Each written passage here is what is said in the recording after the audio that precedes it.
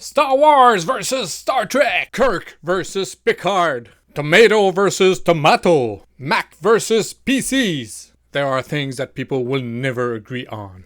Hey, Blender Bob here. I'm testing the Mac Studio Ultra. I mean the big one, the top of the line, the thing that Apple says it's our fastest computer ever. It's faster than the Mac Pro. Then why do you still sell the Mac Pro? And okay, I'm a Mac guy. Okay, I have to be honest with you guys. I am a Mac guy. I've been using Mac since the Mac Plus. That's a long time ago, and I'm still using a Mac right now. So I had to try it. I wanted to see the performance I would get. Now, many people have made reviews or tests with the M1 on Blender, but all the clips that I saw are about rendering. So they will download some demos from Blender, the car, the BMW or whatever, render it, compare it to a 3090, and they say, oh, well, the 3090 is much faster. Yeah, of course it's faster. Well, most of them are very honest when they do their reviews. They do say that the M1 is, well, the Blender version for the M1 is not optimized for the rendering yet. It's a first version, but it's not optimized. It's like a work in progress. It's like a proof of concept.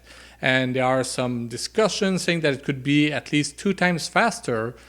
Still, I don't think it's going to be close to a 3090. Anyways, I like to do things differently than other people, so what I'm going to do here is try everything but rendering, okay? Because it's not a fair test to try the rendering. So I'm going to try simulations. Nobody did simulation tests on the M1 that I could see of. So, yeah, so let's give it a shot. But first, there's something very, very advantageous in using the Mac Studio. It's called unified memory, which means that if you have 128 gigs of RAM in your computer, the RAM is shared between the graphic card and the CPU. So if you have your 3090 graphic card and you're all proud and you have 20 gigs of RAM and wow, it's a crazy machine. Well, if you do production work, 20 gig is not enough to do rendering. And if you go more than 20 gig, well, sorry, but then your performance will just go boom, because for a path tracer, you need to get everything in the memory in order to get it to work in the most optimized way.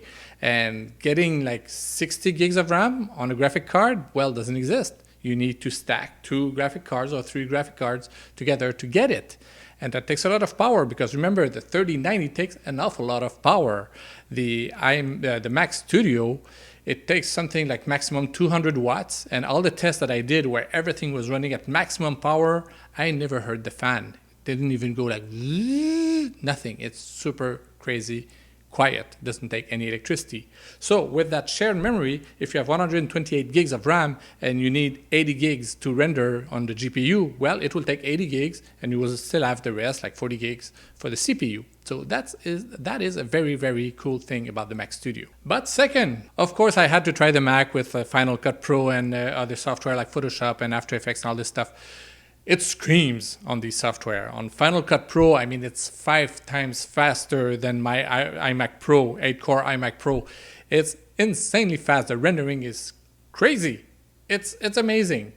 If that's what you do, if you do video editing in Final Cut, I mean, this Mac Pro, the Mac Studio can handle 18 streams of ProRes 8K video at the same time. 18. It's completely insane.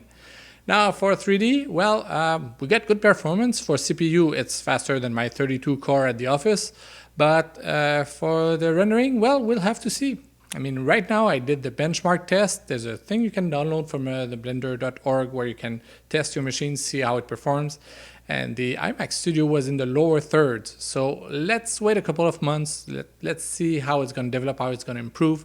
Let's see if this machine really worth the $6,000 or whatever it's worth for that Mac. The first test is a physics simulation of 1 million particles being hit by a monkey. So there you go. On the left, you have my Linux computer from the office. Okay, it looks like an iMac because it is an iMac, but what we are seeing on screen is my computer from the office seeing in remote. And on the right, well, it's the Mac Studio. Obviously, I sped it up because the entire thing took 9 minutes 48 for the Mac and 12 minutes 05 for the PC, so that means there's a difference of 2 minutes and 17 seconds. The Mac is then 23% faster than the PC.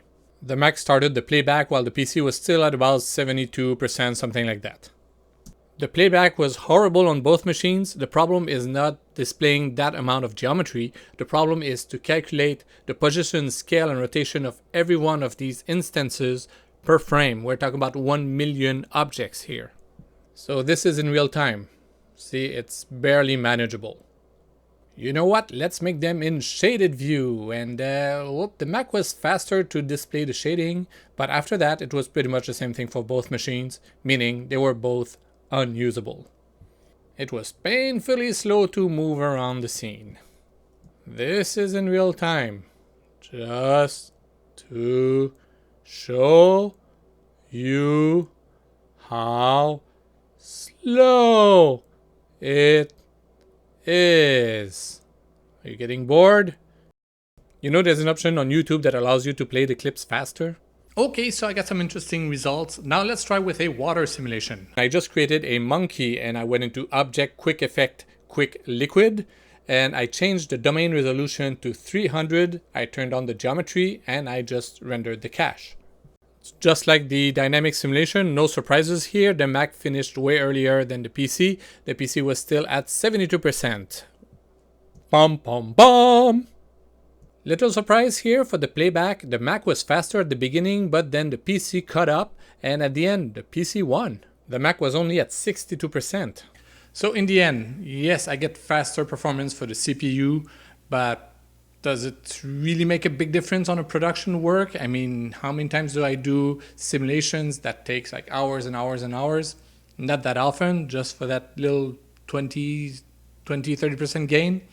Maybe it doesn't worth it. Rendering, hey, we have to wait. It's too early to tell, so I will not do any conclusions on the rendering on the M1.